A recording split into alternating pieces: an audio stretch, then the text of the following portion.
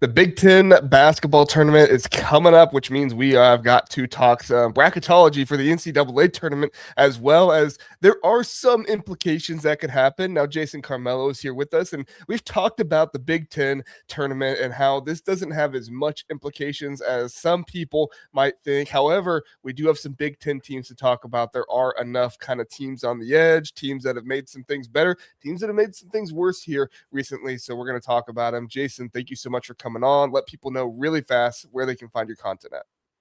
Yeah, Jared, thanks for having me. You can find me at big-underdog.com or at Big Underdog blog on Twitter. Very good. All right, Jason, just 3 questions this time. I'm going to give you, the Let's do it. ability to kind of expand a little bit more instead of asking you about just certain teams. We'll kind of ask them bigger questions here. My first one, we have the Big Ten teams to talk about here with the tournament. Let me bring that up. There we go. Which Big Ten teams can improve their seeding the most with multiple wins in the Big Ten tournament this week? Yeah, good question, JR. I think it's Wisconsin. And here's why. Wisconsin's slated right now for kind of the front line of the 6 seed for the NCAA tournament. If they can kind of work their way to the back end of the 4 line, their odds of winning the first round tournament between a 6 seed to a 4 seed go up 20%. So they would go from a 6 seed wins about 60% of the time, a 4 seed wins 80% of the time. That's a big number jump seed line. So I think if Wisconsin takes care of business against very likely Washington, right? USC, you find it hard to believe they beat anybody right now. So if they beat, a Washington team, then if they beat Illinois, right? That's the game. If they beat Illinois and get to the semifinals, that has the chance to get them up to the 4 line. If you're a Wisconsin fan listening to this, what's your path? Your path is for Virginia to lose. Virginia's at the back of the 4 line. You need Virginia to get out of the way, and then you don't want Arkansas, North Carolina, those types of teams to ascend. So Wisconsin has a chance to jump. The second team is UCLA. UCLA is sitting around that 8 line right now. Again, that's a 50-50 game in the 8-9 getting the NCAA tournament. Can you kind of push that up? Even if you get it to a 7, that increases your odds about 10% to about 60%. So again, you got to play the math. The seed matters, especially if you get in the top 4 seed lines, 80% chance to move on. So you think if Wisconsin beats, like you said, Washington and then Illinois, would that be enough possibly? I think that's going to get them to the 5 line. Whether it can push them all the way to the 4 is going to just depends on the traffic ahead of it. Okay. As we talked about over the years, JR, the Big Ten tournament wins, they don't count as much as I think people kind of assume that they would, especially down the stretch. And so we have to remain, not prisoners of the moment. But there's still a chance for a little bit of movement if teams lose early in the conference tournaments. All right, so let's get to question number 2 here, which is, do any Big Ten teams need wins in the tournament to make the NCAA tournament? Obviously, Indiana loses to Yeah. Ohio State here at the end of the season. That was detrimental for them. Good news is all the other bubble teams lost too.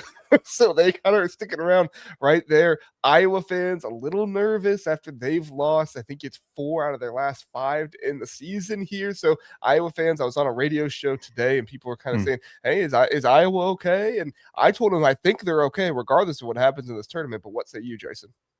Yeah, well, let's start with the teams that absolutely have to win, JR. That's Indiana. Indiana is really, to me, the lone Big Ten bubble team. Right now, they're my last team in the field, but that's a very, very tricky spot to be in right now. And with bid thieves coming, we'll talk about that in a minute. With bid thieves coming, meaning teams going to take spots in the bracket, that last spot is a bit of fool's gold heading into conference tournament week. The path for Indiana is reasonable, right? If you could drop a path, this would probably be very similar to what they could hope for. Penn State or Northwestern in the first round, you just got to get a win. That's not going to move the needle, but you got to take care of business. And then you get into the realm of if you can run the table and beat Purdue and maybe Nebraska, that might be enough. That it's very possible. I mean, they have beaten Purdue already earlier this season. And Nebraska at times has struggled to score, right? If Sanford's not hitting. So there's a possibility Indiana's going to have to win some games or they won't make the NCAA tournament. Regarding Iowa, there's a lot of consternation right now on social media about Ohio State and Iowa and that they need more wins. I simply don't see it. I don't see how either team misses the NCAA tournament. And I think it's okay to lock them both. I mean, there's too many teams behind them. I understand bid thieves might be coming, but we are not going to have, 6, 7 bid thieves. Usually every year we have 2 bid thieves or a few more, between 2 to 4, and Ohio State and Iowa are not nearly near the cut line like that. In a doomsday scenario, could one of them end up being pretty close to the Dayton line? Sure, but they're both making the tournament. Their metrics are too good. They have really high quality wins, and especially with so many bubble teams struggling over the past week and a half, they are far out ahead of those teams. They're both in the tournament. All right. I tend to agree. I think some people were talking about that Ohio State win when they were playing the March Madness CPS music at the end of it. Yeah. And they were like, oh, I wouldn't count it too fast. And while I do agree, you don't want to be too arrogant about it. I don't think it came from a place of arrogance for Ohio State. I think they were just that much excited. And as I was telling some people on social media, I think Ohio State is perfectly safe to be in the tournament at this point. Maybe you lose a game and there's some bid thieves and you have a little bit of consternation there. But overall, I mean, I'm with you. This Buckeye team is in. So let's talk about these bid thieves that you brought up here. So let's go ahead. We'll bring this up. We go here. I'll bring it up. Why don't you just go ahead and start explaining to us the concept of the bid thief? That way, I know most people understand, but just the concept of the bid thief, and then who are some teams to look out for in their tournaments that could get this, could have a spot stolen by a bid thief or something like that. Okay, it's bid thief season. So here we go. It's bid thief week. All right. So the way bid thieves work, right? A thief is someone that takes something. So the purpose of this is it is a team that is not projected and cannot make the NCAA tournament as an at-large, meaning a selected team. And they are going to take the spot of an at-large team that would typically be in if they didn't take it. All right, let's go through an example. St. Louis is the leader far and away of the Atlantic 10 conference. They've been the leader all year. They are going to get selected. They are making the NCAA tournament. I have them on the 10 line right now. They're between a 9 and a 10. They're making the tournament. If they stumble in their conference tournament, St. Louis is still getting selected, but then another team has to make it, right? So let's say it's Dayton. Dayton beat St. Louis a couple weeks ago by about 20. Let's say Dayton makes it. Okay, so Dayton entering the field plus St. Louis entering the field, that's 2 spots that aren't necessarily planned for. Then that means the last team in the field has to exit. Let's keep going. Another conference that very likely could have it, this is going to come with some consternation, but it's the MAC, right? Miami of Ohio is a wonderful team. It's a wonderful story. They're undefeated, but they have to win 4 games. They don't get the bye in the semis. They've got to go all the way through, and they're going to have to play a really game Toledo team and a very good either Ohio team, Kent State team, or Akron team, which is very dangerous. Let's say Miami of Ohio loses. I believe they're going to be selected for the tournament, right? An undefeated regular season, they're going to get in. Mm-hmm. Then Akron takes another spot. That's kind of the notion of the bid thieves. I think so. Those 2 conferences, the Atlantic 10, the MAC, very, very likely could have them. And then I also want to throw on the Mountain West. Utah State hasn't been as sturdy with their profile lately. They had a nice win over at New Mexico, but that was at home. They haven't played great on the road lately. I think in the Mountain West, you could have a bunch of teams, whether it's Boise State, Nevada, the home team, which is UNLV, New Mexico, San Diego State. There's 5 or 6 teams in the Mountain West, which is very, very bunched in the middle. One of those could take it as well. And that's the concern if you're Indiana. It's not one win gets you in, and you can't say, well, yeah, we're getting in because we won a game. It's the thieves and the bids that are stolen around you, which is a big deal. If you're an Indiana fan or a Big Ten fan trying to keep your teams in, tonight's a very big game. You have Santa Clara going against St. Mary's. Santa Clara is right on the edge of the bubble line. And so you don't want Santa Clara to win and take another spot. Now, Santa Clara could lose and still get in, but St. Mary's and Gonzaga for sure in the tournament. A Santa Clara loss would put them squarely on the bubble and at best Dayton. And Santa Clara was a bubble team at one point. I mean, they were kind of. Oh no, they are still there. They're right next to in the playing game, aren't they? Yeah, they are there. All right, I didn't see them earlier. No, you're good. They're going to be really close. If they lose this game, they're not going to have much on their profile other than a home win against St. Mary's. So again, if you're an Indiana fan, that's a really big game tonight. Yeah. Is there any chance that, say there are a couple of bid thieves, just going back to the Big Ten tournament a little bit, we can actually switch back there for a moment to be sure that we're talking about. I mean, Indiana, they're going to face the winner of Northwestern and Penn State. Then you have whoever wins that goes to Purdue, Nebraska. I mean, if they win 3 or 4 games here, could they find themselves out of the bid thief, territory there? Because as we talked about, at a certain point, the committee, they do take things into account, but at a certain point it comes up so close to it that maybe games later on in the Big Ten tournament aren't taken into account as much as some people think, correct?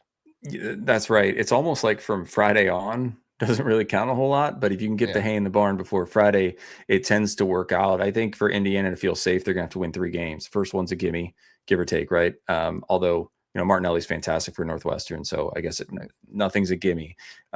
They should be able to win the first game, but then the next two would be very, very high quality quad one wins, which would change their entirety of their profile and allow them to stay ahead of the Bid Thieves very likely. And the neutral court wins, I mean, obviously we talk about like away wins and stuff like that, but just away from home, a neutral court win, is that going to factor into, their win percentage and stuff away from home that would highly favor them?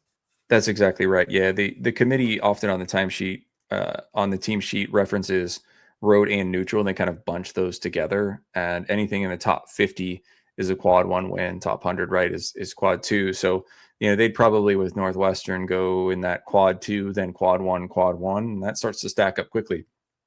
They have a chance by Friday to have as many quad one wins in the Big Ten tournament as they had all season. They had 2 all season. Wow. So they're able to do that. The issue has always been with Indiana's profile is they didn't have the depth of wins, especially in the non-conference. And so where you had a team like Ohio State, they harped on it all year. They only had 2 quad one wins. Yeah, but Ohio State had at the time 6 or 7 quad two wins. So when you add it up, there's 9 or 10 wins in there, quads 1 and 2. It's pretty good.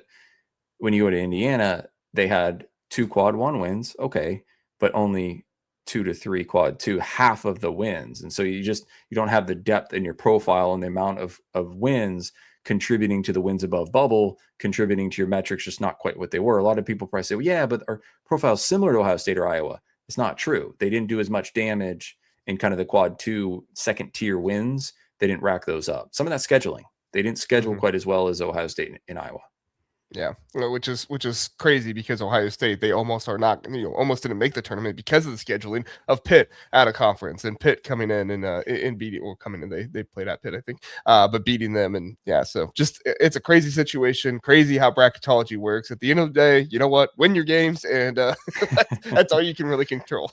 That's right. That's right. So, all right. Well, one last look at this. Jason, is there anything else, your website, anything here on the bracketology, or anything else you want to mention before we get out of here? Yeah, one of the things I try to do on my site lately is if a conference tournament team, if they win their conference tournament, I put a little kind of trophy logo with them. And so it's a good way to know if you're kind of searching for it, like who won this or is this team locked in? I try to keep it really simple, clean logos, and then announcing that the conference tournament champion, so everybody kind of knows that they are clinched. And then I'll be updating it every day from now all the way till Selection Sunday. There you go. All right, check it out, big-underdog.com. Jason does great work over there. Jason, thanks for joining us for this segment of the Big Ten Huddle. Everybody else, go follow Jason on social media. Go check out his website. Does great work. We'll see you next time. Have a good one.